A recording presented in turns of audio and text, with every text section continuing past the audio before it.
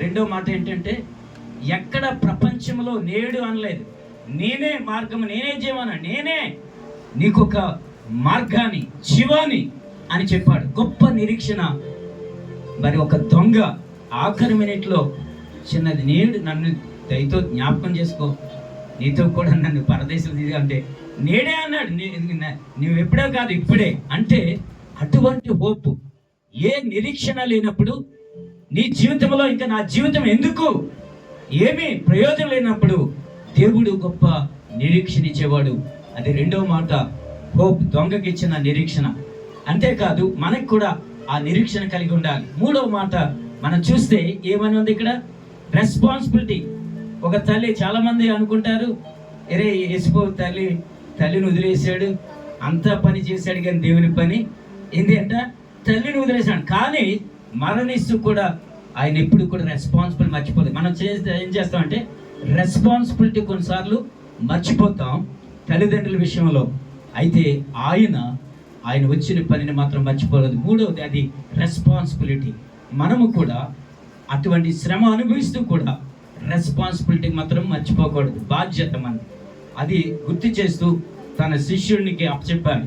తన శిష్యుడే తల్లి చనిపోయే వరకు చూసుకున్నాడు.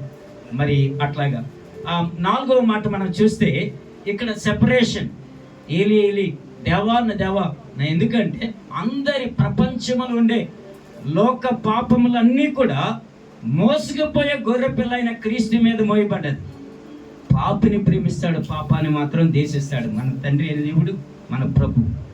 అందరి పాపము ఆయన మీద ఏమన్నప్పుడు ఎడబాటు కలిగింది. ఎందుకంటే పాపిని ఆయన చేత కనెక్ట్ చేయడానికి. పాపిని ఎవడు ప్రేమించడు, పాపిని ఎవడు పరిశుద్ధుడిగా యాక్సెప్ట్ చేయడు, దొంగల్ని ఎవరు, వ్యభిచారాన్ని, మోసగాల్ని ఎవడు అంగీకరించడు. అలాంటి వారిని మన దోషము, మన ఎడబాటు దూరం చేస్తే ప్రభు యొక్క ప్రేమ, ఆయన ఎడబాటై మనల్ని తండ్రితో కలిపాడు. దేవునికి స్తోత్రం. అది ఏంటంటే యునైట్ విత్ క్రైస్ట్, అంటే యునైట్ విత్ ఫాదర్, దేవునితో. మరి నాలుగోది ఏంటంటే సంబంధం మాట. ఆయనతో కలపడానికే ఆయన చెయ్యి విడిచాడు. లేకపోతే ఎప్పుడు ఇడుగునే ఎడబాయనన్నాడు, అది ఎడబాటు. 5వ వచనం చూస్తే దప్పిక. ఈనాడు రకరకాల దప్పిక. ఎవరికి ఎన్ని ఉన్నా దాహం తీరదు. ధనదాహం, అధికార దాహం, అంతేకాదు ఇంకా మామూలు దాహాలు కాదు. ఏంటి, త్రాగుడు, వ్యభిచారం, మోసం, ఒకరి కామకత్వం, వ్యభిచారం, రకరకాలుగా ఎంత దాహాలంటే భయంకరమైన దాహాలు ఉంటాయి. ఆయన అలాంటి వారి దాహాన్ని అంతటిని తీర్చివేయడానికి ప్రభు అంటాడు, ఒక ప్రవచన వాక్యం యెషయా 55, దప్పికుని వారిలారా, ఏ దప్పికైనా సరే, రకరకాలైన దప్పికైనా వారి దప్పికని తీర్చుకోవడానికి ఆయన వారి దాహాన్ని తీర్చి వారిని తృప్తిపరచడానికి ప్రభు ప్రవచన వాక్కు నెరవేర్పు జరిగింది. దప్పికొనిచున్నాడు అంటే ఏంట్రా దప్పిక? ఆయన అంటాడు, అందరూ కూడా మత్తయి సువార్త 4:37 అంటాడు, యేసు ప్రభువా నువ్వు ఎక్కడికి వెళ్ళావు, ఇదిగో మరి ఆహారం తినవా అని అడిగితాడు. ఆహారం తినవంటే, ఒరే తండ్రి చిత్తము నెరవేర్చడమే నా పని, నా ఆహారము, నా పానీయం అంటాడు. అంటే తండ్రి చిత్తం ఏంటంటే, వాళ్ళందరేమో ఆహారం కోసం వెళ్తే ఈయన మాత్రం ఆత్మల దాహం, ఒక పాపిని రక్షించడానికి నూతి దగ్గర, యాకోబు బావి దగ్గరికి వచ్చాడు. ఆమె వెళ్ళి ఊరు అందరినీ రక్షించగలిగింది. అట్లాగా ఆత్మల దాహము కలిగి, అటువంటి దప్పిక కలిగి, నువ్వే దప్పికైనా లోక సంబంధమైన దప్పిక నీకు తృప్తినివ్వలేదు, కానీ యేసుక్రీస్తు తృప్తిపరచువాడు. అటువంటి దాహాన్ని కలిగి మనం ఉండాలని ఆయన దప్పికున్నాడు. మరి 5వ మాట ఏంటంటే, ఏం మాట అది? దప్పిక. 6వ మాట ఏంటంటే, మన జీవితాల్లో సమాప్తం, ఫినిష్. ఏదైనా వర్క్ అయితే అన్ఫినిష్ చేస్తాం, మనం సగం చేస్తాం, ఇంకా చేయలేనండి, ఎవరికి చెప్పేయండి బాబు ఈ పని అంటారు. కానీ ఆయన తండ్రి చిత్తము నెరవేర్చాడు. ప్రతి విషయంలో తండ్రి యొక్క అసైన్మెంట్, తండ్రి ఈ పని అప్పచెప్పాడు. తండ్రి మాట్లాడింది నేను కాదు, ఆయన మాట కానీ, ప్రవర్తన కానీ, నడవడి కానీ, అన్ని విషయాల్లో ఆయనని చూపించాడు. ఆయన ఫినిష్ చేశాడు. మన జీవితంలో కూడా ఆయన చిత్తము నెరవేర్చి ఆయన మనకు అప్పచెప్పిన సేవకులుగా ప్రార్థన పరిచర్య కానీ, సంఘ పరిచర్య కానీ, నీ జీవితంలో నీకు ఇచ్చిన తలాంతులు దేవుని మహిమ కొరకు, ఏ తలాంతి ఇస్తే ఆ తలాంతులు దేవుని కొరకు వినియోగిస్తూ నువ్వు ఫినిష్ చేయాలి. ఆఖరిగా మన ఆత్మనంట, నరుని ఆత్మ యెహోవా పెట్టిన దీపం ఉండగానే వెలిసాగు. ఎప్పుడు ఆగిపోతుందో తెలియదు. ఈ ఆత్మను ఇష్టానుసారంగా లోకంలో తిరిగి ఒకడు అంటాడు, లోకమంతా సంపాదించుకొని తన ప్రాణాన్ని పోగొట్టుకుంటే వాడికి ఏమి ప్రయోజనం అంటే ఈ ఆత్మను పోగొట్టుకోవడానికి మీకు జంతువులకి, పక్షులకి, వీటన్నిటికి ఆత్మ లేదు. దేవుని పోలికలో సృజించబడిన మనకు మాత్రమే ఆత్మని ఇచ్చాడు. ఈ ఆత్మ ఆయన పెట్టిన దీపం. ఆ దీపం ఎప్పుడు ఆరిపోద్దో ఎవరికీ తెలియదు. కానీ ఈ దీపం ఉండగానే ఇల్లు చక్క పెట్టుకోవాలి. ఒకవేళ మన యొక్క ఆయన కూడా తండ్రికి ఎందుకు చెప్పాలంటే, నీకు ఏదైనా ఒక విలువైనది ఇచ్చామని పిల్లలకి ఇది ఇస్తే ఏదో కొంచెం చూస్తారు, చిరాకు వస్తే దీన్ని ఏం చేస్తారు, కొడతారా లేదా, పగలు కొడతారు. చాలా మంచి విలువైనది ఏదైనా ఇచ్చామనుకో వస్తూ వాళ్ళు పాడు చేస్తారు. దేవుడు మనకి ఆత్మని ఇచ్చాడు. ప్రతి వారికి తెలియదు, జంతువులకు తెలియదు, పశువులకు తెలియదు, అవి ఇష్టానుసారం బ్రతికితాయి. కానీ ఆత్మ ఇది మంచి, ఇది చెడ్డు అని వివేచనిస్తుందంట. దేవుని స్తోత్రం. ప్రతి వాడికి మనస్సాక్షిని ఇచ్చాడు ఈ ఆత్మ ద్వారా. నువ్వు ఏ పని చేస్తున్నావో అది మంచిదో చెడ్డదో నీకు తెలుస్తుందా లేదా? తెలుసు, కానీ ఏముంది మనం చేయొచ్చులే అనుకుంటాం. కానీ దేవుడిచ్చిన ఆత్మను తిరిగి మళ్ళా జాగ్రత్తగా భద్రముగా ఆయన అప్పచెప్పాడు. తండ్రి, నా ఆత్మను ఎంత పరిశుద్ధుడిగా, పవిత్రుడిగా, నిష్కలంకుడిగా, నిర్దోషిగా, మాటలో, ప్రవర్తనలో, నడవడిలో ఒక మాదిరి చూపించి వెళ్ళాడు. అటువంటి మాదిరికరంగా మనముండి మన ఆత్మను ఇచ్చిన దేవుడికి మళ్ళా తిరిగి భద్రంగా మన ఆత్మను ఇవ్వాలని ఆయన ఆత్మను అప్పచెప్పాడు.